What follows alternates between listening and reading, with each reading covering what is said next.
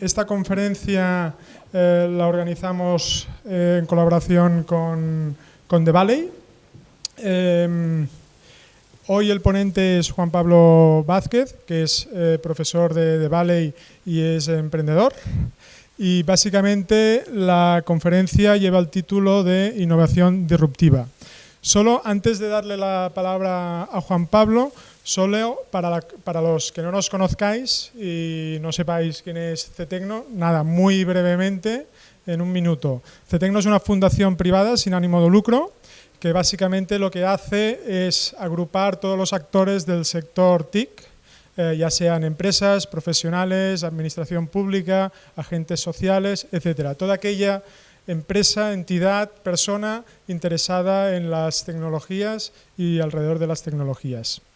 Básicamente trabajamos bajo tres ejes, que es el primero es lobby networking, intentamos ser un punto de encuentro, que pasen cosas dentro del sector.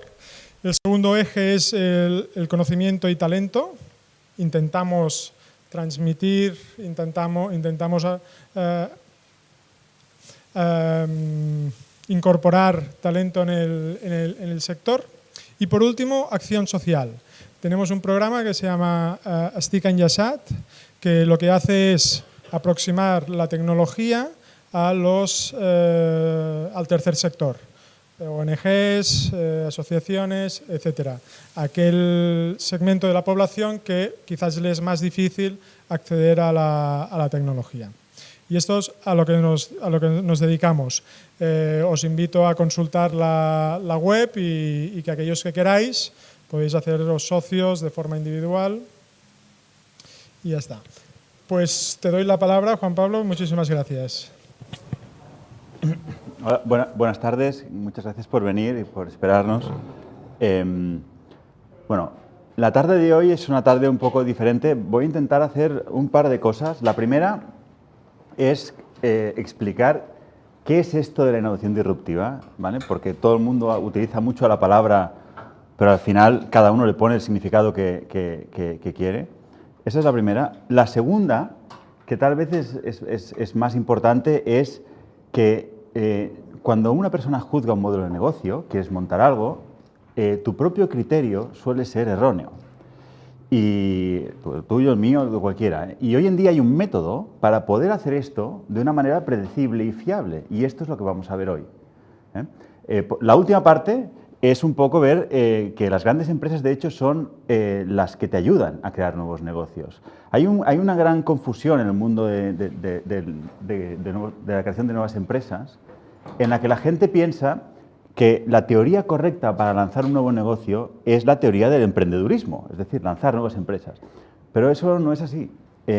Nosotros opinamos, lo van a ver ahora con ejemplos, que no es emprendedurismo lo que te hace tener una buena empresa, es otra teoría que se llama respuesta del incumbente. Es decir, o sea, tú no ganas a alguien a una empresa grande porque tú eres más rápido, más listo, o tienes más dinero, nada de eso. Ellos tienen más dinero, tienen más recursos, lo tienen todo. Los ganas porque los motivas a que no se peleen contigo y te dejen hacer. Y esto es un mecanismo que es lo que vamos a ir viendo. Entonces, van a ver como muchas empresas que dicen que son innovadoras no lo son tanto, van a ver como muchas de las cosas que una gran empresa considera innovación no lo es, y en qué apuros se pueden poner por pensar que están haciendo innovación cuando en realidad no lo están haciendo. Entonces, vamos por partes, empecemos. Aquí tienen un gráfico, es bastante conocido, que habla de cuánto dura una compañía que llega al Standard & Poor's, que es un índice como el IBEX 35, ¿no? Entonces, en los años 60, una compañía que llegaba hasta ahí se pasaba de media a unos 61 años. Pero hoy en día, pues una compañía que llega hasta ahí se pasa de media a 18 años. Es decir, cada vez a las empresas les está costando más ser sostenibles en el sentido de ganar dinero continuamente, porque sostenibles hay gente que también lo dice como esto de proteger el medio ambiente y todo esto. Yo me refiero más a la parte económica. Y de hecho hay montones de estudios que muestran que casi todas las empresas grandes sufren un fenómeno que llamamos estagnación, que es que de repente dejan de crecer. Tienen un periodo de gran crecimiento y de repente dejan de crecer. Y bueno, alguien se lleva este crecimiento. Aquí está pasando algo. Pero pasan más cosas, hay más cosas en el mundo que estamos viendo, y hay un montón de compañías, y esto lo pueden ver continuamente en noticias, que van diciendo, somos muy innovadores y lanzamos este producto, y ahora mezclamos esto con inteligencia artificial y machine learning y todo, ¿no? Pero cuando miras las estadísticas de qué están haciendo las compañías, lo que se observa es que nuevas introducciones de productos que cambian, cosas que están basadas en innovaciones radicales, grandes tecnologías aplicadas a cosas nuevas, de hecho están decreciendo, y decreciendo por bastante. Lo que más está creciendo son simplemente mejoras continuas a, pues este año que viene lo haremos de color verde, o el año que viene le pondremos 3 o 5 puertas, este tipo de cosas. Es decir, hay una gran diferencia entre lo que sale publicado que dicen que hacen, y lo que pasa, y lo que hacen, y dónde se gastan el dinero, que es como realmente se ve qué están haciendo, ¿no? Y entonces nos encontramos con otra cosa, que es todavía más curiosa. Hoy ha salido publicado que Apple tiene casi 250 billones en la cuenta de caja, ¿no? Es decir, tiene un montón de capital, ha salido publicado hoy. Y es que Apple no es la única que hace esto. Hay un montón de grandes empresas que de repente están acumulando tremendas cantidades de capital. Aquí tienen la evolución de acumulación de capital de las empresas grandes en los últimos años. Fíjense que en el año 90 había 6,5 veces el Producto Bruto Mundial en capital acumulado de las empresas, pero es que ahora estamos ya a más de 10, bueno, llegaremos a más de 10 en el 2020. ¿Vale? ¿Tanto capital? ¿Y para qué tanto capital? ¿No son tan innovadoras? Pero pasa otra cosa por acumular este capital. Lo que sucede es que, ley de oferta y la demanda, si tienes mucho capital, el precio del capital, es decir, lo que te cuesta los préstamos y todo esto, desciende. Y desciende bastante.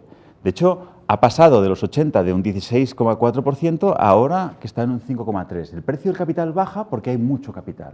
Las grandes empresas acumulan mucho capital, ¿vale? Pero hay otro efecto más, y es el consejero delegado que está aturdido, que no tiene claro cómo hacer esto. Porque, fíjense qué datos tenemos. Por cada un 1% de incremento de margen operativo que un consejero delegado consigue a través de eficiencia, es decir, de reducir costes, que es lo que más hacen, la empresa solo se revaloriza un 6% ahora con estos precios de capital. Sin embargo, por cada 1% que consigue un consejero delegado en incremento de ventas, en vender más, la empresa se revaloriza hoy en día un 27% en incremento de capital.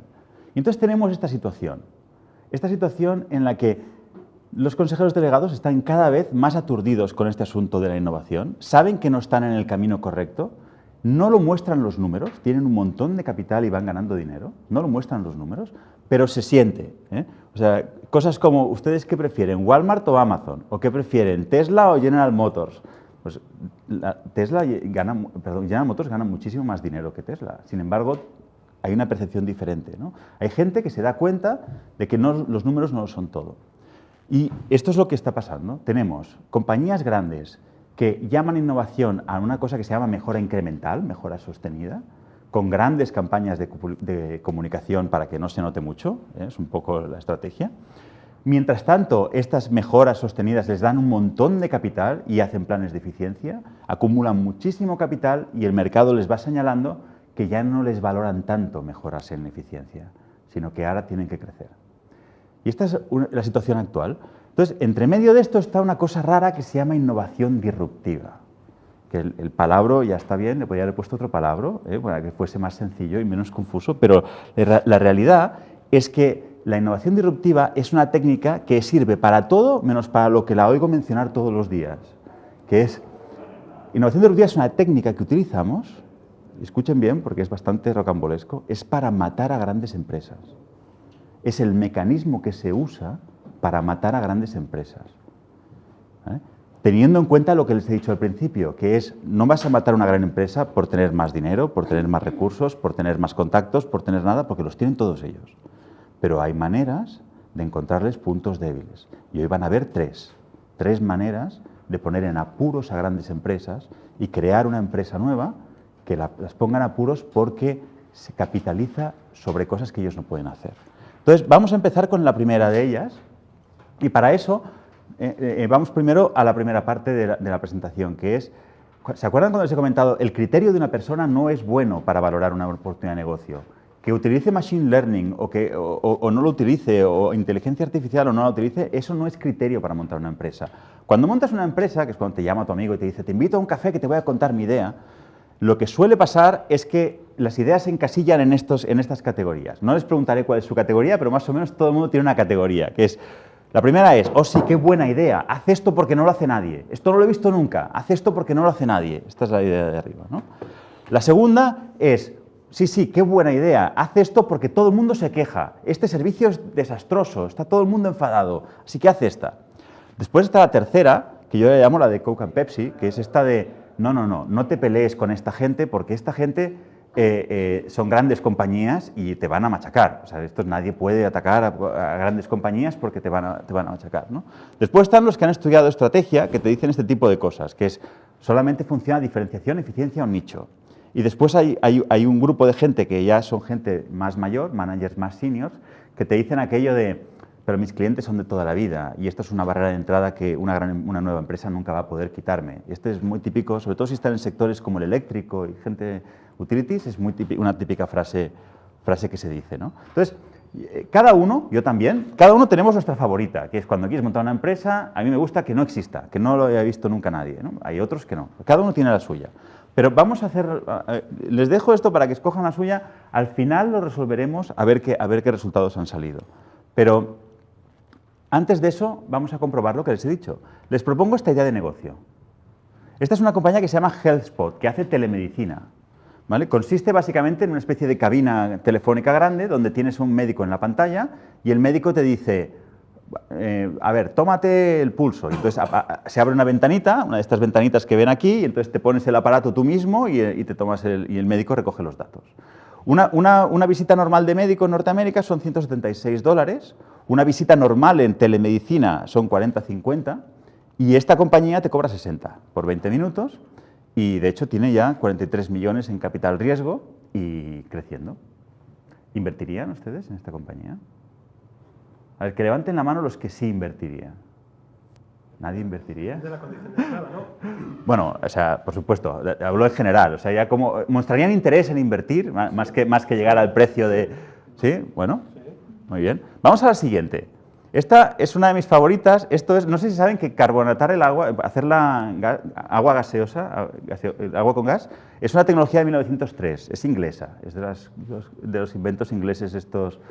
Y entonces, esta compañía se le ha ocurrido lo siguiente, y es, hemos detectado que en el mundo de las bebidas azucaradas todo el mundo tiene esta especie de aversión al azúcar, ¿no? Porque parece ahora que el azúcar es malo, etcétera. Y además de eso, resulta que cuando la gente se toma una lata de estas compañías, muchas veces la lata la tiras al suelo y la gente cree que se recicla esto, pero en realidad no se recicla, que es verdad, no se recicla. Y entonces, ¿no? Pues el tema del medio ambiente, etcétera, ¿no? Estos son la industria, estos son los números, ¿eh? Es una máquina que lo que haces es, la tienes en casa y entonces pones el sabor que te gusta, pues el sabor a Coca-Cola, el sabor a Fanta, lo que te guste, y entonces le das y aparece, a ver si la ven, y esta es la máquina, este es el prototipo. Entonces te llevas tú mismo tu propia bebida azucarada, que te sale por 0,60 el litro, y con el sabor que te gusta, pero además de eso es mucho más sano. O sea, te tomas lo mismo, pero no te haces tanto daño al cuerpo, tiene menos azúcar, etcétera. Que levante la mano quien está interesado para invertir. ¿Nadie está interesado para invertir? Bueno, una solidaria conmigo. Tengo que decirles que la primera está quebrada y esta factura 1 billón. ¿Sabe? ¿Y esto por qué es? Esto es porque la gente realmente cree que su opinión es un buen criterio para valorar un buen negocio. Y la verdad es que no es así. Imagínense ustedes que van al médico por la tarde y el médico dice, ¡guau! Hoy es jueves a las 6 de la tarde, tu tensión arterial tiene que ser 12,8. ¿Sabes? O sea, esto no funciona así. Lo que funciona es un método científico y lo que les voy a presentar ahora es un método científico para matar a grandes compañías. ¿Estamos? Vamos allá. Así es como funciona este sistema. Vamos al primer tipo de innovación disruptiva, la primera de ellas, ¿vale? Más o menos así es como, es una simplificación, pero es como una gran compañía ve el mundo. En las columnas tiene el tipo de cliente, si es hombre, mujer, dónde vive, si es negocio, si es particular, empresa, etc. Para que se hagan una idea, esto es muy simplificado, ¿eh? Un banco comercial normal, un retail bank normal, tiene en torno a 500.000 campos de información sobre cada cliente. Sobre cada uno de ustedes, imagínense, sabe su nombre y hay 500.000 columnas describiendo su comportamiento en un banco normal. Esto es más o menos lo que tiene un banco normal. En la parte de las filas, lo que tienen son tipos de producto. Esto es un CRM, pero muy simplificado para que se viese aquí, pero esto es como una megabase de datos que tienen las grandes compañías, ¿no? Entonces, abajo del todo tenemos, esto es acero, y abajo del todo tenemos una cosa que se llama rebar. Rebar es, ¿saben cuando se corta una autopista, que salen estas varillas, que salen así, que salen? Eso es rebar, es una varilla que da consistencia a autopista, ¿vale? Y el margen de venta de esta varilla es el 7%. Entonces, arriba tenemos el acero angulado, después el acero estructural, el laminado, etcétera, ¿no? Entonces, tienes un montón de filas de tipos de producto, un montón de columnas de tipos de cliente. Entonces, imagínense, hemos tenido un buen año. Esto es como piensa una empresa grande. Hemos tenido un muy buen año y hemos ganado dinero. ¿En qué tipo de cliente vamos a reinvertir el dinero de este año para ganar más el año que viene? ¿En clientes de márgenes del 7, 12 por ahí, o en clientes de márgenes de 30, 40, 50, etcétera? Entonces, la respuesta, que espero que sea la respuesta habitual, es lo habitual es que las compañías inviertan siempre en clientes de más margen y van abandonando la parte baja del mercado. Es esta gente que les dicen, es que servir a este cliente es un coste, porque está debajo de mi estructura de costes. Entonces, es poco atractivo para mí este cliente. Yo necesito justificar mis gastos, ¿no? Entonces, así es como piensa una gran empresa. Entonces, lo que voy a hacer ahora mismo es coger esto y transformar exactamente esto a una cosa que llamamos la red de valor, ¿vale? Que es la misma información, si observan, es exactamente lo mismo que tenían antes, lo tenemos aquí. Tenemos los tipos de varillas, los tipos de producto y un eje, básicamente, que cuanto más arriba vas, mejor producto es y por más margen se vende. Ya está, es lo mismo que hemos visto antes. Entonces, en este sistema, lo que se ve es que hay grandes compañías, grandes acereras, que cruzan todos los puntos porque sirven a todos los clientes. Y así es como estaba la industria, ¿vale? Así es como está casi cualquier industria en las que ustedes están operando, tiene este tipo de arquitectura. Entonces aparece un emprendedor. Y el emprendedor ve esto y dice, uy, yo quiero competir en esta industria, pero es que para competir aquí hacen falta 8.000 millones de dólares. Yo no sé cómo están ustedes de caja, pero a mí 8.000 millones de dólares me parece bastante dinero, entonces es difícil competir aquí, ¿no? Y bueno, pues nadie entra, ¿eh? Por ejemplo, en la industria de automoción llevamos 80 años sin que nadie entrase. ¿Por qué? Porque tiene una estructura, competir ahí es carísimo, para poner un pie tienes que hacer mucho, ¿no? Aparece una nueva tecnología que en lugar de fundir el acero con hidrógeno, etcétera, que es lo que se hacía, no sé si han visto la película Terminator 2, cuando tiran al malo en la olla que salen todas las caras y tal, es una planta de acero. Pues en lugar de eso, aparece una tecnología que lo hace eléctricamente. Es como una especie de microondas grande que funde el acero y produce un acero de una peor calidad que el acero que sale de la gran planta, ¿vale? Pero ya está. Tiene una ventaja, que es un 20% más barato. Es un 20% menos de coste y además tiene otra ventaja, que no cuesta 8.000 millones, cuesta 400, que sigue siendo mucho dinero, pero es bastante más asequible para muchos emprendedores. Entonces, claro, imagínense, lo que hacen los estudiantes o los emprendedores van a hablar con gente de escuelas de negocios, o van a hablar con capital riesgo y les dicen, oiga, yo tengo esta idea, quiero competir en esta industria haciendo acero con electricidad. Y claro, ¿qué les dice un profesor de escuela de negocios? Dice, uy, pero a ver, tú tienes que recuperar la inversión de todo esto y tal, así que tienes que ir a por un cliente rentable para poder cumplir con tus números, porque tienes que devolver el dinero que te han prestado, más ganar dinero, más mejorar, etcétera, ¿no? Entonces, hay muchas compañías que empiezan pensando que este es un buen punto de entrada, un cliente de margen medio, ¿no? Es aquello de no voy muy alto, pero tampoco voy muy bajo para que me salgan los números. Bueno, pues estadísticamente este es el motivo por el que el 60% de compañías fracasan el primer año, porque todo el mundo aquí cree que le puede quitar un cliente de alto margen a una empresa establecida. Y una empresa establecida va a reaccionar si le tocas un cliente de alto margen y te va a hacer todo lo posible para que no lo hagas. Imagínense, un año y no nos ha salido, pero no pasa nada, porque como nos queda dinero lo vamos a volver a intentar. Pero claro, ahora que hay que volverlo a intentar, tenemos el problema de que tenemos que hacer la inversión, ganar dinero y además recuperar las pérdidas en las que nos hemos incurrido el primer año. Tenemos que ir a por otro cliente, pero claro, que nos salgan los números, ¿no? Y va la gente a por clientes de más margen. Y el 90% de compañías que fallecen antes de 4 años fallecen porque creen que le pueden quitar un cliente de alto margen a una empresa establecida. Pero en este caso, este señor, era un señor de la India, tenía suerte, porque no conocía a ningún profesor de escuela de negocios, y entonces dijo, oye, pues yo lo que voy a hacer es voy a hablar con los de las autopistas, ¿no? Entonces fue a hablar con los de las autopistas y los autopistas dijo, yo estoy encantado de que vengas a verme porque realmente estoy cansado de estas grandes acereras que me quieren vender la Rivar tan cara y me dicen que yo soy solo un coste para ellos y que no justifican los números conmigo. Entonces se empezó vendiendo por aquí a cliente de bajo margen. Y empezó a funcionar muy bien. Bueno, la clásica regla de los negocios es, en cuanto uno funciona y empieza a ir bien, le copian 30, entonces se van copiando y cada vez hay más compañías que van entrando por esta zona baja del mercado, ¿no? Pero piensa en el mecanismo. Una gran acerera mira esto y dice, yo tengo que pelearme con un cliente de margen del 7 si puedo reinvertir mi dinero en clientes del margen del 25, 30, 40 y ganar cada vez más dinero. Y van naturalmente desinvirtiendo de esta parte del mercado e invirtiendo en la parte que más dinero ganan. De manera que van desinvirtiendo, van saliendo, hasta que llega a este punto de aquí. Y en este punto de aquí pasa otra cosa que tampoco explicamos en las escuelas de negocios, que de repente se oye ¡puf! Y los precios caen al coste marginal. Porque resulta que la estrategia de bajo coste solo te funciona si hay un competidor de alto coste. Pero en el momento en el que los grandes abandonan esta parte del mercado, en lugar de decir soy más barato que este de aquí arriba, empiezan 19, 18, 17, 16 y ¡pum!, de repente todos dejan de ganar dinero. ¿Y ahora qué van a hacer? Bueno, ellos miran para arriba y dicen, hombre, pero si hay un cliente de margen del 12% aquí arriba, ¿qué puedo añadir a mi empresa para poder llegar a este cliente? Y añaden una prensa al final del microondas grande que en cuanto sale el acero fundido, lo presionan y hacen una barra. Es una barra que es de mucho peor calidad que la barra que venden las grandes, pero es un 20% más barata. Entonces, con este sistema, lenta pero inexorablemente, estas compañías que se llaman mini mills se han comido entero el mercado de la producción de acero. Y todas las grandes compañías que estaban allí han desaparecido, todas menos una, que es US Steel, que está subsidiarizada por el gobierno, y que pasó de 8.000 a 3.000 trabajadores, perdón, de 80.000 a 3.000 trabajadores. ¿Vale? Fíjense que he sido capaz de explicar la historia entera sin decir directivo estúpido ni una sola vez.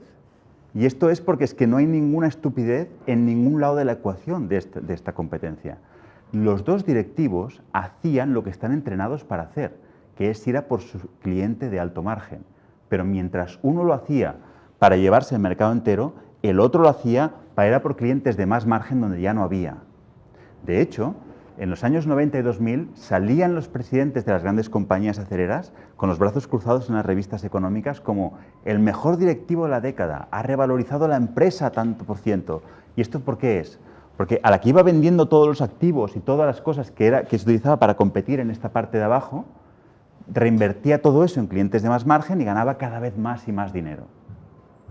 ¿Se ve el mecanismo? Es decir, tú no eliminas una gran compañía porque eres más listo, tienes más dinero o tienes más recursos. Ellos lo tienen todo.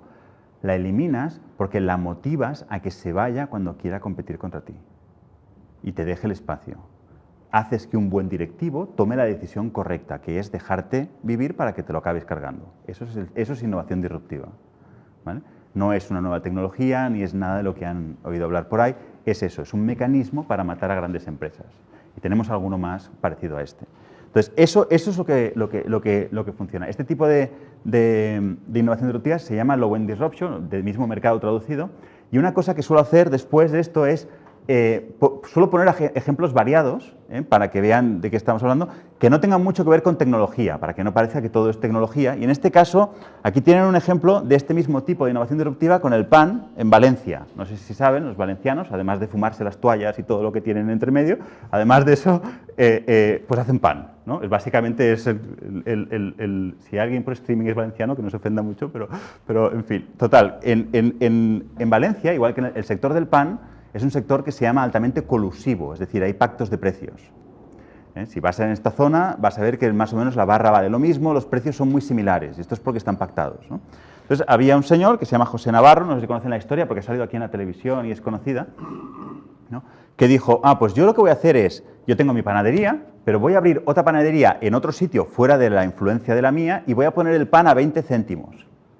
Pero fíjense que es un pan de mucha peor calidad. De hecho, el Ministerio lo tuvo que analizar para comprobar que fuese de consumo humano. Imagínense el tipo de pan. Y de mucha peor calidad. Y sin embargo, fíjense el exitazo que tuvo con este mecanismo. Es un mecanismo conocido. Este señor lo hizo por talento natural, pero hay un método para hacer esto en cada sector y en cada industria. Es un poco la idea de lo que quería mostrarles. Hay un montón de ejemplos más. Luego, si tienen ganas de hacer algunas preguntas, yo estaré encantado de que me hagan preguntas y les puedo explicar o estos ejemplos o ejemplos que ustedes tengan de casos particulares, y encantado de que los vayamos viendo. Pero esto es un tipo de innovación disruptiva. En este caso, esto se construye sobre una cosa que llamamos clientes sobreservidos, ¿vale? Que es un tipo de cliente que te dice, oye, házmelo más simple, esto es demasiado complicado, no voy a pagar más porque mejores esto. Nosotros somos, en muchos aspectos, clientes sobreservidos. Piensen, por ejemplo, en el Excel.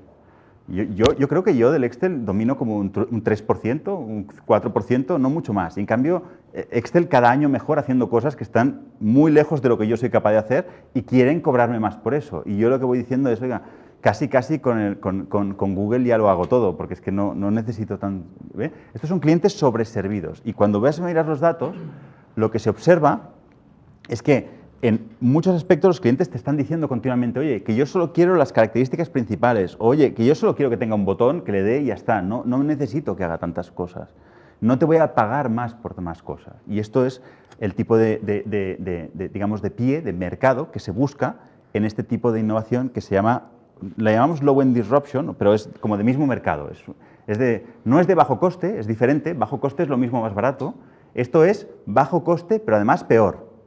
Y a propósito, y te lo compenso con otra cosa. Es un poco esta combinación. Y es lo que llamamos aquí el menos por menos, ¿no? Te lo doy más barato, pero te lo doy peor. Y entonces tú lo compras por eso. Y va a ese tipo de clientes sobreservidos. Entonces, es el primer tipo de innovación disruptiva que hay. Pero hay más. Hay otro, que es el tipo de innovación disruptiva que nace de gente que no puede consumir. Que eso los llamamos no consumidores, gente que no puede consumir. Y hay 4 motivos por los que la gente no puede consumir. El primero se llama disponibilidad de pago, es decir, hay gente aquí que un café de 4 euros le parece muy caro y hay gente que no. No tiene nada que ver con el dinero que tiene en el bolsillo, es un tema de percepción personal, oye, esto no me parece el precio y ya está. O sea, no es cuánto dinero tienen, sino es disponibilidad de pago. Hay gente que no consume porque le parece que eso es muy caro. Después hay otro que es conocimiento de habilidades. Hay gente que dice, oye, yo no me voy a leer el manual, o esto es demasiado complicado, este tipo de cosas, ¿no? Hay otra gente que dice, me encantaría, pero no tengo tiempo. Esto no tengo tiempo. Y la última, es la clásica de acceso, que la mejor manera de verlo es, antes mirábamos las revistas mientras esperábamos al dentista y ahora miras tu email y este tipo de cosas, porque tienes acceso a algo que no tenías antes. Entonces, estos son los 4 factores que restringen el consumo. Entonces, yo tenía un vídeo, pero como no tenemos audio, y aparte no me atrevo a tocar el ordenador, porque después para volverlo a poner les voy a explicar un poco la idea. He traído un par de ejemplos de innovación disruptiva de nuevo mercado para que vean cómo es. Este es el caso de los bypass coronarios. Bypass coronario es cuando tienes un problema... el corazón tiene básicamente 2 áreas de negocio. Ya sé que tiene 4 tal, pero a mí todo eso, de eso no sé, de negocios, sí, de 2 áreas de negocio, que es o tuberías o válvulas. Es un poco el negocio del corazón, es esto, ¿vale? Entonces, la hipoteca del cardiólogo se paga o con tuberías o con válvulas. En este caso en concreto, en países desarrollados, válvulas es complicado, porque aparte de malformaciones congénitas y este tipo de cosas, la mayor parte de malformación de válvulas tiene que ver con déficits de proteínas, de gente que no come bien cuando está creciendo y tal. Entonces, a la edad que tenemos todos aquí, válvulas no va a ser, ¿ya sabes? Si no ha sido ya no es válvula. Lo que es tuberías, que se bloquean las arterias con cosas. Entonces, lo habitual, cuando se bloquea una arteria, lo que se hacía antes era un bypass coronario. Un bypass coronario consiste en que te sacan un trocito de arteria de otro sitio y te lo ponen ahí para hacer un puente. Esto es la clásica operación de bypass. Entonces, una compañía se dio cuenta de una cosa, y es que hay un grupo de gente que se llaman los hemodinamistas, que es, antes de que te hagan un bypass coronario, te meten un catéter por la pierna y llega hasta donde está el bypass para ver qué tipo de bloqueo es y dónde está exactamente. Entonces, hay gente que son especialistas en eso, en cateterismo. Entonces, esta compañía lanzó una cosa que se llama un stent. No sé si conocen lo que es un stent, es una especie de redecita que se pone para desbloquear la arteria, ¿no?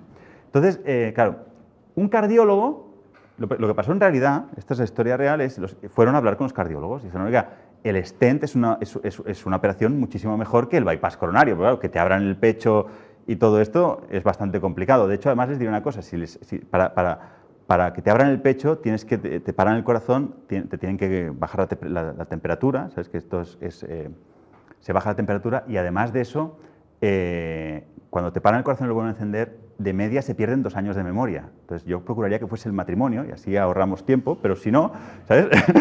Si es el máster, después tienes que volver a hacer el máster. O sea, es un poco, ¿vale? Pero bueno, esto es auténtico, pasa esto, claro, los cardiólogos en Estados Unidos hicieron toda una revolución contra los stents. Toda una revolución contra los stents. Pero claro, el stent es muy superior como tecnología al bypass. ¿Por qué hicieron la revolución?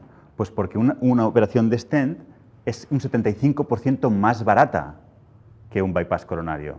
Y esta gente tiene hipotecas. Entonces,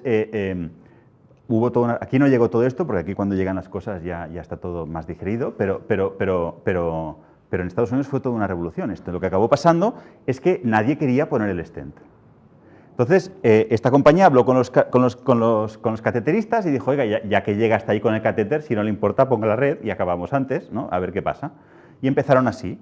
Entonces, empezaron poniéndolo, cada vez iban poniéndolo, pero fíjense que como esto está fuera del mercado principal, ¿se acuerdan de la red esta red que hemos pintado aquí? Como está fuera del mercado principal, las operaciones de bypass coronario no bajaban. Entonces, la gente que hacía bypass coronario tenía el mismo trabajo. Y esto es cuando el incumbente, cuando la empresa establecida, no nota que alguien les está comiendo el mercado, sino que yo no noto nada, el mercado sigue igual, voy ganando, y seguro que ustedes tienen consejeros delegados y gente con la que hablan que dicen, sí, veo esa tecnología que es estupenda, pero yo mis ventas no han variado y el mercado sigue siendo del mismo tamaño, no noto nada, ¿no? Entonces, bueno, esta compañía fue mejorando, esto es una de mis innovaciones favoritas, se llama el retroblator, esto es como una especie de taladradora que se pone para agujerear lo que bloquea la arteria, pero bueno, todo esto es historia. Entonces fue mejorando hasta que llega un momento en que mejorando, se mete en el mercado principal. Y lo hizo con una cosa que se llama el catéter balón, que es, antes de poner la red, lo hinchas todo con un globo para llegar a tipos de desbloqueos que antes no se podía llegar y entonces van mejorando, ¿no? Y ahora, por ejemplo, están con los farmacológicos, que es, ahora te ponen la red, pero la red está recubierta de un fármaco que hace que el cuerpo no reaccione a esto. Y lenta, pero inexorablemente, se han llevado el mercado entero, una gran parte, más del 90%, de operaciones que antes hubiesen sido bypass coronario, una compañía nueva que era completamente nueva en este sector. Y de nuevo observen que he sido capaz de explicar la historia entera sin decir directivo estúpido ninguna sola vez. Y esto es porque no hay ninguna estupidez en ninguno de los dos lados de esta ecuación. Los dos directivos hacían lo que están entrenados para hacer, que es ir a por su siguiente cliente de alto margen. El del bypass, si había 3 bypass en una sola operación, todavía le iba mejor. En cambio, el del stent, a la que iban mejorando para llegar a más tipos de patologías de bloqueo, pues iba ganando cada vez más. Los dos directivos hacen lo mismo, pero mientras uno está creciendo, intentando ir a un cliente de más margen que ya no existe, el otro se lleva el mercado todo por abajo. Y es otro tipo de innovación disruptiva. Vamos a verlo en otro ejemplo que no tiene nada que ver, a ver si les parece. ¿Conocen este despacho? Algunos lo habrán conocido. Bueno, este despacho hace una cosa muy curiosa. Es un despacho de abogados, no sé si lo conocen todos, pero es un despacho de abogados que está especializado en un equivalente a un tipo de demanda americana donde se junta un montón de gente para demandar a alguien porque ha hecho algo. Es un poco la idea del despacho, ¿no? Pero no está organizado como un despacho de abogados. De hecho, un despacho de abogados funciona de la siguiente manera. Tú vas, hablas con el abogado te escucha, después redacta la demanda, después vamos a juicio, después no sé qué, después no sé cuántos, y después se recurre, después cobra, después no sé cuántos. Así es como funciona un despacho de abogados normal. Arriaga no está organizado así. Arriaga lo que hace es, en lugar de todo esto de los abogados, tiene un abogado o un equipo de abogados por cada uno de los elementos de la demanda. Es decir, hay un grupo de gente que solo escucha, hay un grupo de gente que solo redacta, hay un grupo de gente que solo va a juicio, hay un grupo de gente que solo... Es decir, han hecho una mecánica, una especie de cadena de producción de cada uno de los casos que tienen con los clientes. Tiene muchísimos más éxitos que los otros despachos y es el despacho de abogados que más crece de toda España haciendo esto. ¿Vale? Y de nuevo, no tiene nada que ver con la tecnología, tiene que ver con abogados, que es más alejado que la tecnología de abogados, ya no se me ocurre que puede ser. ¿Sabes? Entonces, fíjense que puesto de esta manera que se lo he puesto antes, pues sí, te parece que es una buena idea y tal, pero si se lo pongo con la red de valor que hemos visto, fíjense qué va a hacer Arriaga después. Arriaga empieza aquí con este banco y después va creciendo y lenta, inexorablemente, va a empezar con los despidos masivos, después las hipotecas, después con los swaps y después con lo que haya, y lentamente se está llevando un montón del mercado de despachos establecidos sin que ellos se den cuenta, porque dicen, bueno, me baja un poco lo de esto, pero todo lo demás me va bien y aparte a mí lo que me interesa es una empresa grande para darle más servicio a otro cliente de alto margen. ¿Se ve el mecanismo? Pues eso es Arriaga. Después hay otra compañía, una de mis favoritas, no sé si la conocen, esta se llama Alipay. ¿Conocen Alipay? Alipay es una empresa de medios de pago china. Hoy en día es un banco, pero no empezó siendo un banco, empezó siendo un sistema de pago. En China hay mucho fraude cuando compras online y entonces Alipay lo que hacía era, bueno, pues cuando usted compre algo online yo le guardo el dinero y cuando usted reciba lo que ha comprado, si está correcto, usted lo valida y entonces yo le pago al vendedor. Esto es lo que hacía Alipay, guardaba el dinero un tiempo, ¿no? Y esto es lo que hacía. Entonces, así ningún problema. Pero después empezaron a decir, hombre, pero vamos a ver, ya que le guardo el dinero, si usted tiene alguna facturilla por ahí que quiere que le pague de paso, porque así le va bien, porque así no va tan corto dinero, pues se la pago yo, si total, si tengo el dinero suyo, ¿no? Y empezaron gestionando pagos con una licencia bancaria de otro banco, ¿eh? O sea, subcontrataron, hicieron una especie de acuerdo para poder tener esto, ¿no? Y después empezaron a decir, hombre, pero ya que le gestiono los pagos y veo que además le gestiono las facturas, no quiere que le haga un préstamo, porque veo que hay meses que un préstamo le iría bien, ¿no? Y empezaron a hacer préstamos. Y después de los préstamos dijeron, oiga, pero ya que le hago los préstamos, le puedo guardar los ahorros, que es como el colateral de los préstamos, ¿no? Como la garantía de los préstamos, y así no... Esto. Claro, a ustedes les puede parecer que esto es mucho talento directivo o que visto de esta manera, ah, qué buena idea, y que todo es una idea, pero es que no es una idea, es un método. Vamos a ver el método. Fíjense, por otro lado tenemos lo que pensaban los bancos. Cuando empezaron los bancos, esperen que me he pasado, decían, bueno, si esta gente son enanos, esto es China, aquí tenemos un montón de gente, con 3 millones de usuarios registrados, esta gente no hace falta pelearse con ellos. Empezaron con pagar las facturas y los bancos dijeron, como utilizan nuestras licencias, ¿qué problema hay? Es decir, cada vez que ganen ellos, gano yo, ¿no? Después empezaron con dar préstamos y entonces dijeron, vamos a ver, ya tienen 300 millones, no es motivo para ponerse nervioso, pero sí es motivo para mirarlos, porque ya son, ¿sabes? Ya empiezan a dar préstamos. Y después empezaron con los ahorros y entonces sí que dijeron, ahora sí tenemos un problema, ¿sabes? Y ahora a ver qué hacemos. Y de hecho ahora van a ver lo que ha pasado. Estos son los comentarios que hacen los bancos chinos ahora, que es, ahora estamos en una batalla directa contra Alipay, donde tenemos que conseguir, fíjense cómo piensan, tenemos que conseguir que el cliente se quede en nuestra red. En lugar de entender que es una batalla de modelos de negocio, están pensando en términos tecnológicos diciendo que se quede en nuestra red, porque todavía no han entendido lo que les han hecho. ¿Vale? Mientras tanto, los bancos americanos están diciendo, oye, que mira lo que ha pasado con los bancos en China, vamos a tomarnos en serio esto de la revolución de la fintech, por si acaso hay alguno que entiende cuál es el mecanismo para cargarse una parte de nuestra cadena de valor, porque esto sucede, ¿no? Y entonces, de nuevo, si lo ven desde el punto de vista de la innovación disruptiva, se ve muy claro. El cliente de bajo margen, lo menos rentable son los pagos. En caso de China, ¿eh? Aquí es diferente. Pero en el caso de China son los pagos. Después, ¿ve? Las facturas, después los préstamos, después los ahorros. Y así, lenta pero inexorablemente, se han llevado 80 billones en el mercado chino y creciendo, más que ningún otro banco. ¿Vale? Fíjense que en un sitio con licencias, donde además necesitas ser muy conectado para poder hacer algo así, esta gente lo ha hecho. Y se puede hacer exactamente igual aquí. No con pagos, porque aquí el cliente de bajo margen es otro, pero se puede hacer exactamente así. Y esto es otro tipo de innovación disruptiva. Entonces, ya para ir completando el modelo, y con esto ya no lo hago más complicado, lo que hemos visto es, en el caso del acero, este es el mercado principal, ¿no? Y tenemos grandes empresas que lo ocupan todo y de repente gente que empieza por clientes de bajo margen que motivan al otro a no pelearse porque es demasiado poca competencia. Esto no puedo justificar invertir ahí. Y entre medio de esto tenemos un montón de gente que no puede consumir por una de las 4 motivos. Y estos son los 2 sitios clásicos sobre los que se construyen compañías que pueden poner en apuros a compañías grandes. Entonces, en este caso en concreto, por ejemplo, yo traigo más ejemplos. Este es uno... las innovaciones disruptivas de nuevo mercado tienen mecanismos muy particulares. Por ejemplo, tú lo que haces a la gente es, le das menos cantidad de algo, pero el precio unitario es mayor. Voy a explicar esto. Esto es como alquilar una habitación de hotel por un día puede costar 70, 80 o 50 euros, ¿vale? Pero son 24 horas. Alquilar una habitación de hotel por una hora puede costar, ¿cuánto? 20, 15 o lo que sea, ¿vale?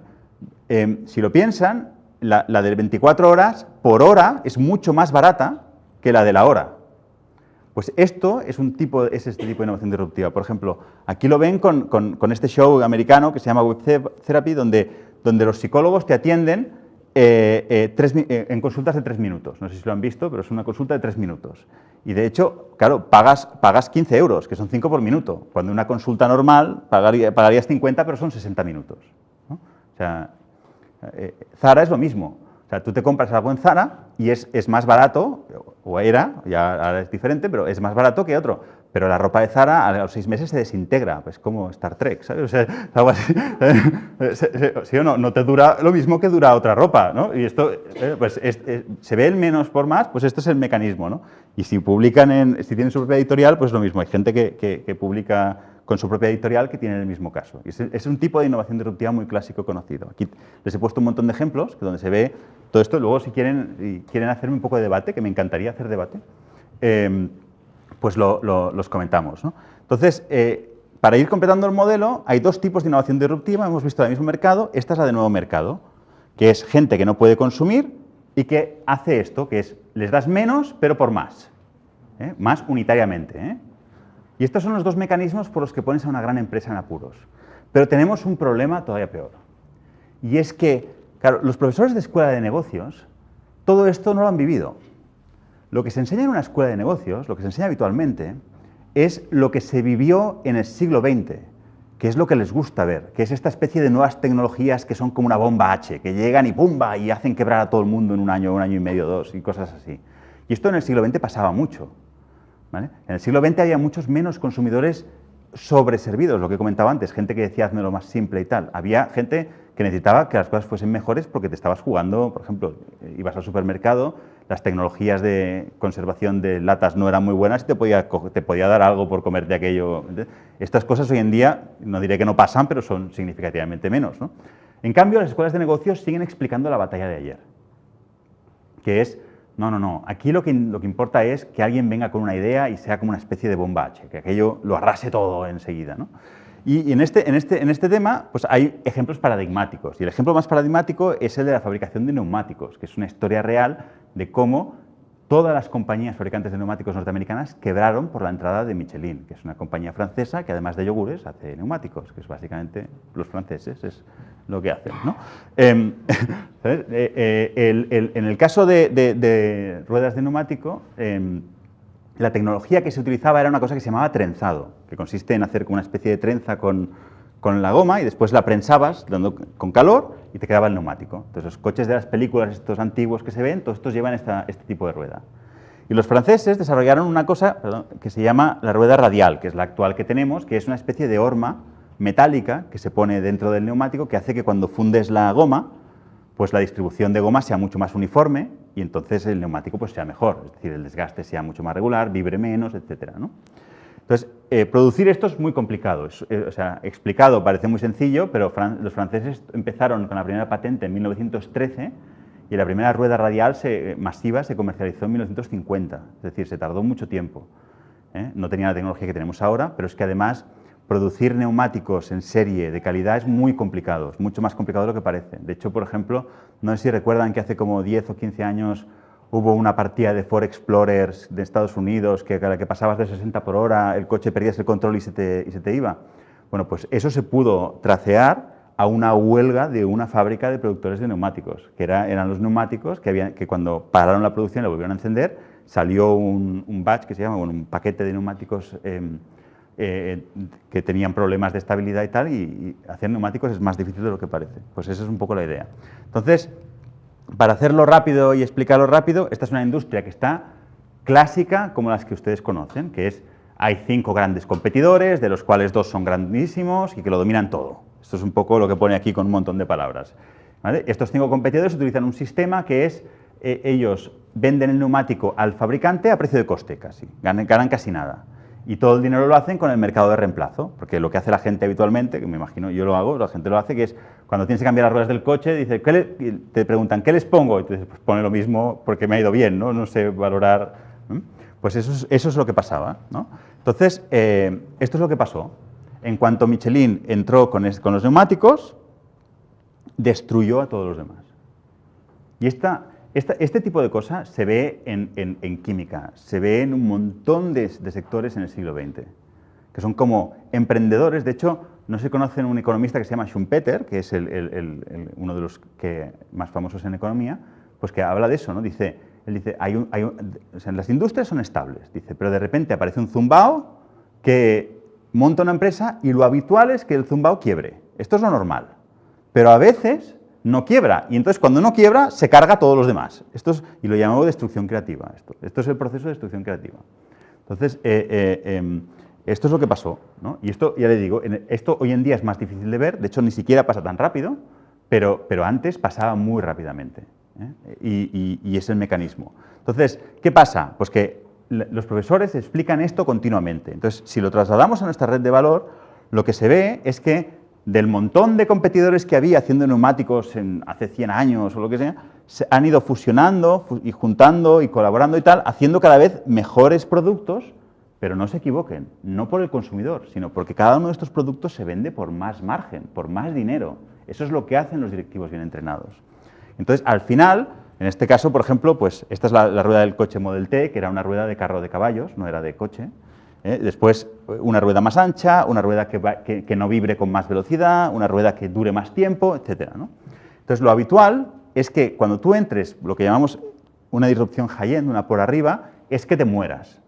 De hecho, si quieren la estadística, hoy en día menos del 4% de compañías tienen éxito entrando por una cosa que se llama high-end, que es ir a por los clientes de alto margen y ganar al establecido. Esto es muy poco probable, ¿vale? Sin embargo, cuando leen modelos de negocio y muchas iniciativas de emprendedores que se ven continuamente, todos creen que les pueden quitar un cliente de alto margen a una compañía establecida hoy en día, lo cual es el motivo por el que la gente piensa que montar empresas es tan complicado. Y es que no es que sea tan complicado, es que lo que estás haciendo es pelearte con alguien que tiene todo a su favor. Y claro, así seguro que es complicado. Pero esto es lo que sucedió. Para ir rápido, porque esta parte es menos interesante, pero básicamente para que esto se cumpla tiene que pasar un montón de cosas, un montón. Y además te tienes que gastar un montón de dinero. Vamos a poner 3 ejemplos interesantes. Geox, ¿conocen los zapatos?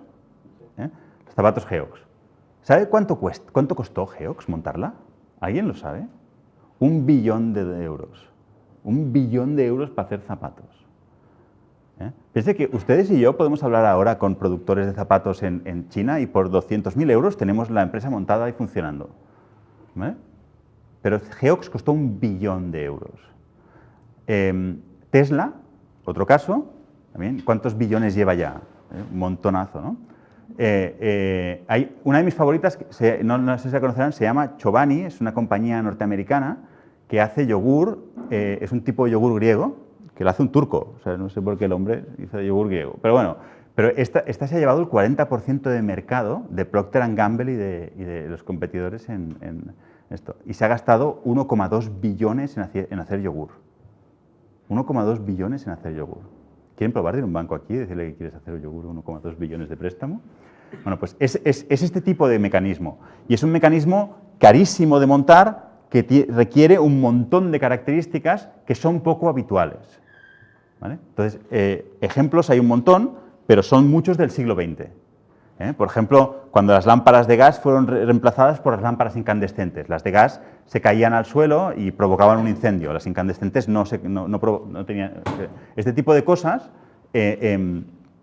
Es tan emocionante la presentación que se mueve todo. Este tipo de cosas eran muy obvias, ¿no? O sea, que se te queme la casa o que haya una lámpara incandescente hace que enseguida el que fabricaba lámparas incandescentes tenga serios apuros. Bueno, y hay muchos así, ¿no? Desde el Propeller Jet Engine o, por ejemplo, el reloj digital al teléfono móvil, cosas de estas, ¿no? Entonces, pero son muchos ejemplos del siglo XX. Hoy en día es cada vez más difícil, ¿vale? ¿Y esto por qué es? Porque este es el tipo de terreno donde gana la empresa establecida. La empresa establecida gana haciendo lo que llamamos mejoras aquí, que es construyo sobre lo que yo sé para vender más por más margen el año que viene. Y es un mecanismo que hace la empresa establecida. Entonces, como emprendedor, como empresa, no se te ocurra ponerte en el sitio que es justo, esto va a ser mejor que lo que hace él. Porque para hacer algo mejor que lo que hace él, está él y lo hace, y tiene todos los recursos, todo el dinero, todo lo que hace falta para hacerlo mejor que tú. Entonces, si en lugar de eso tienes una tecnología o algo que es una patente, algo que es inigualable de alguna manera, ¿vale? Entonces puedes hacer esta entrada por arriba, pero es muy poco probable. Lo habitual es que utilices un sistema evolutivo, y el sistema evolutivo lo que hace es, te pones más abajo, ¿vale? Lo haces con clientes que son poco atractivos para el establecido y lo vas motivando a que se vaya yendo mientras tú te vas comiendo su mercado. Y esos son los dos tipos de innovación. Una que nace en clientes sobreservidos, que es la de mismo mercado que llamamos, o la de nuevo mercado, que nace en gente que no es consumidora, que no puede consumir, ¿no? Entonces, aquí les he puesto más o menos los resultados de cada uno de los dos. O sea, si tú eres una empresa establecida, por ejemplo, y vas a lanzar una mejora continua, lo habitual es que ganes. Eso es lo normal. De hecho, en más del 97% de los casos ganas tú, ¿vale? Sin embargo, si vas a hacer una mejora sostenida sobre algo que ya existe, lo habitual es que pierdas, ¿eh? Si eres el nuevo entrante. Y así se va haciendo todo, de manera que hay maneras hoy en día de poder saber qué mecanismo utilizar para poder hacer tu iniciativa, ¿vale? Mientras tanto, las grandes empresas no hacen todo esto, hacen continuamente mejoras sostenidas, mejoras y mejoras y mejoras y mejoras. Y utilizan tecnologías como inteligencia artificial y tal, para decir que hacen innovación, cuando en realidad su propia motivación de perseguir mejores ingresos son las que las ponen en debilidad para poder esto. Y como han visto al principio, esta motivación de conseguir ingresos funciona muy bien. Han acumulado un montón de caja y casi todo lo que hacen son innovaciones incrementales, porque todo lo demás se les da mal, porque es que no es el modelo de negocio para eso. ¿Se ve la debilidad que tienen? Es una cosa interesante. Entonces vamos a volver a lo que hablábamos al principio de, ¿se acuerdan? Tengo mi propia opinión sobre qué negocio es el bueno y el malo y que me ha contado mi amigo tomando el café. Bueno, pues más o menos ahora se puede ver que si alguien te dice, oye, qué buena idea, que esto no lo hace nadie, bueno, seguramente estás hablando de que vas a lanzarlo sobre no consumidores, ¿no? Si te dicen, uy, no hay ninguna compañía que sea muy buena para hacer esto, móntalo, porque esta cosa que dice la gente, sobre todo muchos emprendedores de universidad que dicen, esta tecnología es mejor que la que se comercializa. Y parece que está inherente en esa frase que por eso se va a vender, ¿no? La realidad es que si es mejor que la que se comercializa, el incumbente, el establecido, la va a lanzar mejor que tú y te va a echar a ti. Entonces, ese es el tipo de innovación que es esta de high-end, ¿no? La tercera es no vayas, porque ya hay dos grandes compañías que lo dominan todo y te van a echar seguro y tal. Nadie se pelea contra Coke y contra Pepsi. La verdad es que Coke y Pepsi tienen un historial larguísimo de compañías que les han hecho gran daño en sus mercados naturales, ¿eh? Y de hecho, no sé si conocen historias, pero luego si quieren comentamos alguna. Después están las clásicas de diferenciación, eficiencia y nicho para los que han hecho educación de posgrado y tal, o la de la gente que dice, uy, no, estos son mis clientes tradicionales y aquí esto nunca me pasará. Esto es muy clásico de esto, ¿no? Entonces, estos son los tres tipos de innovación. Innovación disruptiva, de nuevo, no es una tecnología, es un mecanismo para matar a grandes empresas. Eso es lo que es, a pesar de que la gente lo utiliza de varias maneras, ¿no? Entonces, para acabar de esto, les voy a mostrar además un último caso que se llama Business Model Liquidation, liquidación del modelo de negocio.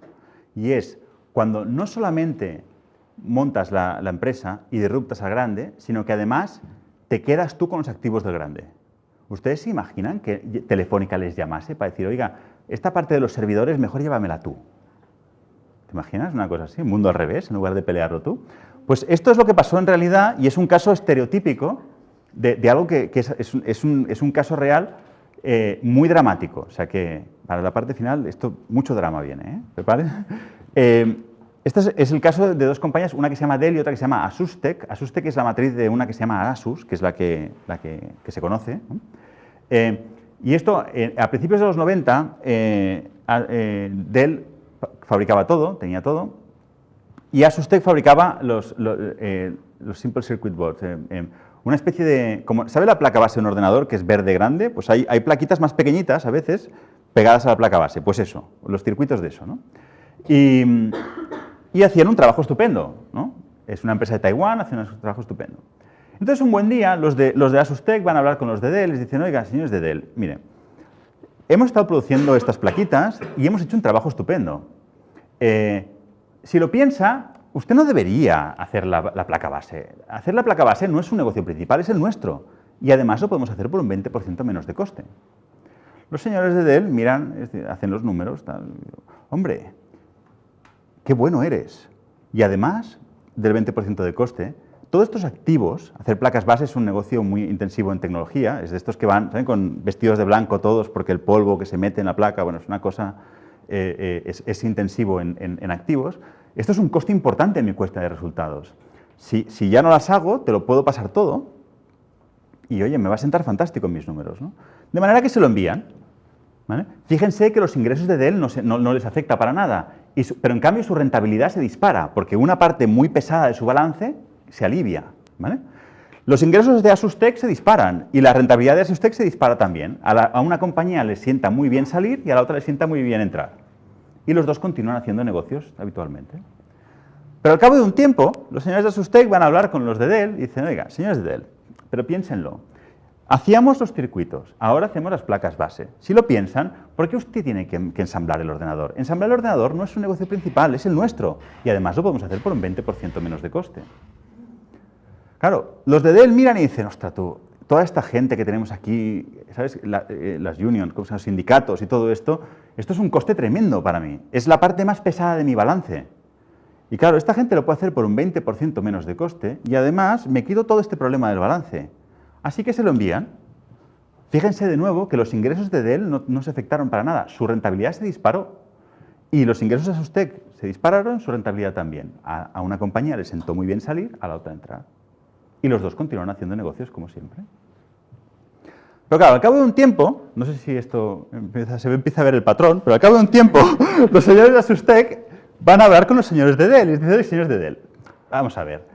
Nosotros hacemos los circuititos estos pequeños, hacemos la placa base y además ensamblamos el ordenador. ¿Usted por qué tiene que enviar esto a su cliente? Ya se lo envío yo. Enviar las cosas al cliente no es un negocio principal, es el mío. Y se lo puedo hacer por un 20% menos de coste. Y los señores de Dell dicen, ostras, una supply chain, una cadena de envíos global y tal, esto es carísimo en mi balance. Y además esta gente lo puede hacer por un 20% menos. Fíjense un momento, se lo estoy explicando y todo el mundo piensa que esto es una cosa increíble. Esto es historia real. Mientras tanto, Dell se explica en las escuelas de negocios como el caso de una de las empresas mejor gestionadas de la historia. Esto es así. Se explica como una de las empresas mejor gestionadas de la historia. Bueno, los de Dell miran y dicen, hombre, si realmente, ¿para qué le voy a enviar yo el ordenador a este? Se envíen los de Taiwán y acabo antes, ¿no? Es más rápido. Y además me quito todo esto del balance. Así que se lo envían. De nuevo, los ingresos de Dell no se afectan. En cambio, su rentabilidad todavía crece más. Los ingresos de ASUSTeK todavía crecen más, su rentabilidad continúa subiendo. A una compañía le sienta bien salir, a la otra le sienta bien entrar. Bueno, al cabo de un tiempo, no sé si he explicado esta historia antes, pero al cabo de un tiempo, claro, los de ASUSTeK vuelven a hablar con los de Dell. Y los señores de Dell dicen, oiga, vamos a ver, ya fabrico el ordenador, se lo envío al cliente, ya lo hago todo. ¿Por qué tiene que tener departamento de marketing? Hagámoslo de esta manera, dígame usted lo que quiere y mi departamento de marketing se lo va a diseñar y usted lo aprueba y entonces nosotros lo hacemos. Y los de Dell miran y dicen, estos de marketing son un rollo de gente, ¿sabes? Vamos a ver si podemos, ¿no? Y se lo envían, ¿no? En este momento la rentabilidad de Dell llega a récord histórico. En concreto una métrica que se utiliza mucho en Wall Street, que es retorno de los activos, y es porque ya no tenían activos, no tenían nada. Es así de verdad. Mientras tanto, Asustec tiene récord de ingresos, récord de esto, y ya está. En este momento, Dell se explica como el mejor caso de compañía que ha sido capaz de crecer y además ser tan increíblemente rentable. De hecho, por ejemplo, los profesores de finanzas, que no han visto la realidad ni en un dibujo, explican, tienen estas cosas que explican en las clases como diciendo, fíjense qué cosas, Hewlett Packard, tiempo de días en el inventario, 200 días, porque claro, el ordenador lo fabrican, después lo llevan, lo envían, y está en la tienda y hasta que no lo compra alguien es inventario, ¿no? En cambio de él, 16 días. Y dicen, claro, esta gente sabe mucho más que los otros, pero no, es que en realidad el inventario tenía Asus. O sea, pero es así, o sea, es la historia real. Total que los de Asustec, no sé si saben lo que pasará, pero vamos, los de Asustec vuelven. Vuelven y le dicen a los de Dell, y en lugar de ir a Dell, esta vez van a Best Buy, bueno, como el Corte Inglés o MediaMarkt, ¿no? Y dicen, señores de Best Buy, en lugar de producir su ordenador, yo puedo producir Dell, Compaq, Hewlett Packard, es su marca, mi marca, la marca que ustedes quieran por un 20% menos. Y boom, uno fuera, uno dentro, y le ha reemplazado por completo. De hecho, Dell se encontró, cuando se privatizó, no saben que Dell ha pasado un periodo dramático después de todo esto, después del récord tan brutal de ingresos, ha pasado uno de los periodos más dramáticos de su historia, y es que se encontraban con eso, que tenían un montón de caja, porque habían sido increíblemente rentables. Sin embargo, no tenían ni un solo activo, no sabían hacer nada, porque toda la gente que hace las cosas estaba en Asus. Y esta es la historia de Dell. ¿Vale? Bueno, ustedes pueden pensar, bueno, pero esto tampoco es tan habitual. Bueno, es que esto pasa por todas partes. Este mecanismo está pasando en un montón de industrias.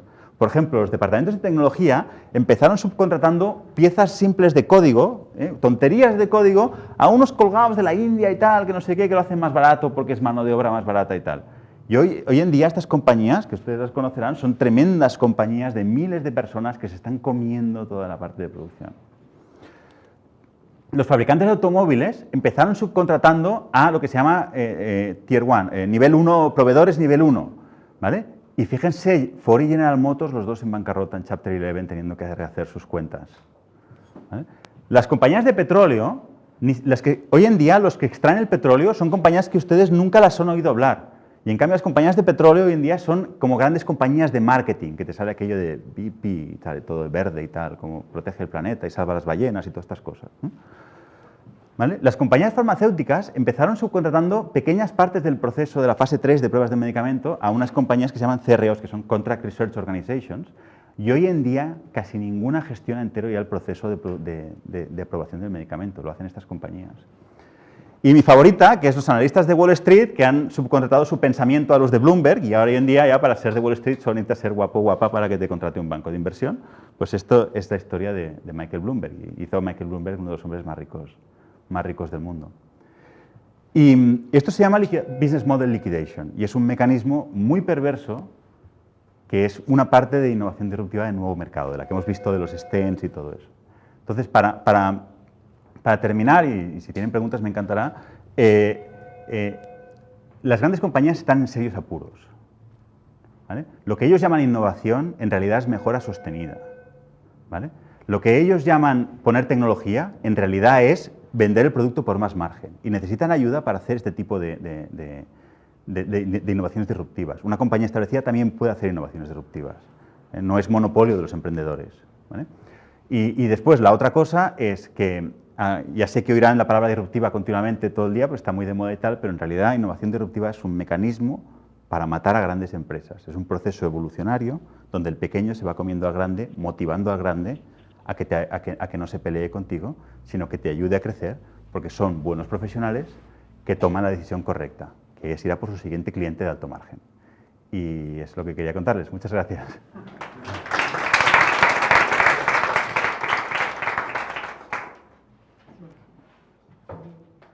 ¿Preguntas, comentarios, cañonazos? Sí.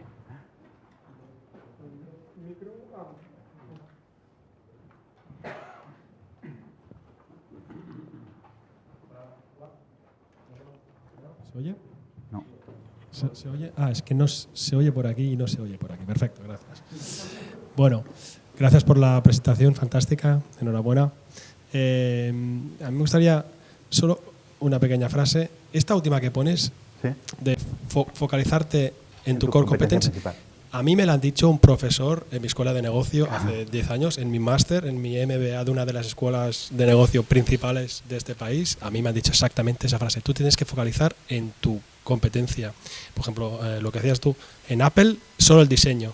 Si Apple solo por lo que comentas, si Apple solo se focaliza en el diseño, alguno de la cadena pues puede reemplazarlo, ¿no? No, gracias por estos mensajes, y no era una pregunta, solo comentar este hecho de que hace 10 años me comentaban que solo hay que focalizarte en tu core competence. Si me permiten, voy a decir una cosa. En The Valley nos gusta la realidad, no la teoría, la realidad. Entonces, vamos a ponerlo de esta manera. Hay una consultora, para no diré el nombre, pero hay una consultora que toda esta historia que he explicado de las acereras, ¿se acuerdan? Las pequeñas comiéndose las grandes y tal. Había una consultora que de hecho asesoraba a todas las grandes acereras.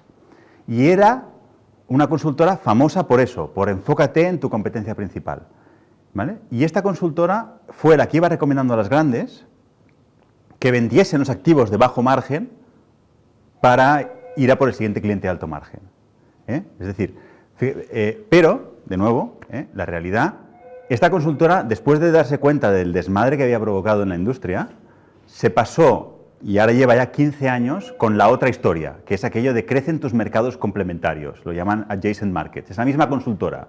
O sea, parece que se han cambiado el sombrero, se han puesto el otro, y la misma consultora que hizo un montón de caja recomendando enfocarte, es la misma consultora que te dice ahora, contrátenos que sabemos hacer lo del mercado adyacente para usted.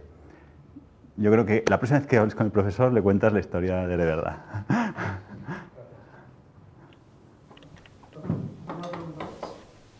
Es una consultora muy famosa, de las más famosas. Hola, ¿cómo estás? Muy buena la presentación. Yo tengo una pregunta un poquito que tiene que ver con el área en el que me muevo, me estoy moviendo, que son las grandes telcos. Ahora trabajo para importantes telcos de Latinoamérica. Y últimamente estoy pensando mucho en si hay ya alguien que supo disruptir en este rubro, ¿verdad? En donde el consumidor cada vez busca más planes a su medida, etcétera, etcétera, etcétera. Y grandes como Orange o AT&T, si ya hay alguien en el mercado que supo disruptir el mercado de las telcos, ¿verdad? Yo lo que voy a hacer es lo mismo. Voy a intentar contestar con lo que me gusta a mí, que es vida real, ¿vale? Vamos a poner esto. Las telcos tienen el mismo problema que tienen las compañías de agua y que tienen las utilities. Y es un problema que ahora mismo estamos debatiendo, ¿vale? Espera, es que no sé cómo poner, no tengo el botón de ir al principio, pero es un problema que no, solo quería poner la portada, es que no tenía la portada al final. Es un problema que es el siguiente. Tú cuando tienes una telco, o tienes una compañía de agua, o tienes una utility, el gobierno te ha subsidiarizado para poner esa infraestructura y te paga por usarla, ¿vale? Porque cuando se creó eso, que es hace 100 años, el valor estaba en quien ponía, en el productor. Es decir, cuando no había tuberías, poner la tubería tiene mucho valor, ¿vale? Entonces, lo que ha pasado es que hay una cosa que no la he explicado hoy, pero hay un mecanismo que se llama Value Chain Evolution Theory, es una cosa de innovación disruptiva que predice dónde va a moverse el dinero y quién lo va a tener, ¿vale? Entonces, para hacerlo en plan resumido, la idea consiste en que, en este caso, la migración de valor ha pasado al cliente final y el valor que tiene la infraestructura está cayendo, y está cayendo mucho, ¿vale? Entonces, ahora hay un debate que se está iniciando de gobiernos y tal diciendo qué hacemos con esta infraestructura, porque claro, antes justificar que hubiese un operador para la infraestructura tenía mucho valor. Ahora, a lo mejor puede haber más de un operador, ¿entiendes? Y te lo dejo ahí para que utilices tu imaginación. Gracias.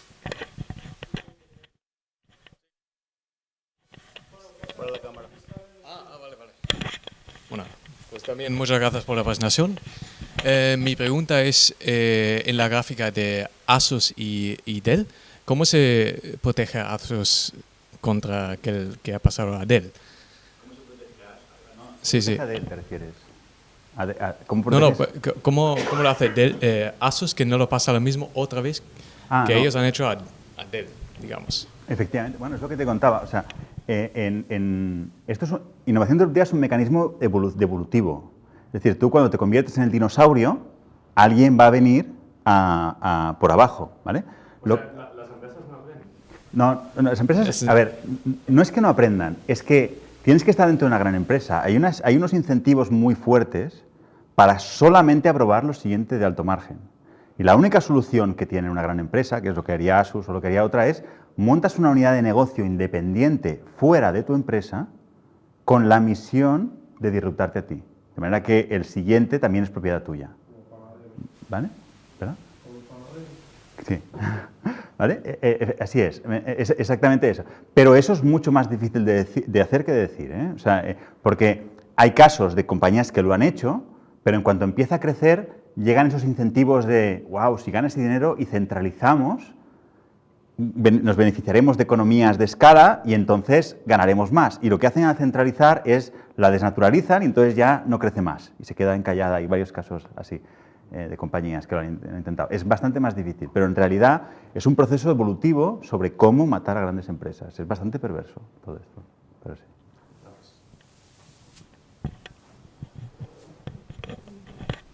Hola.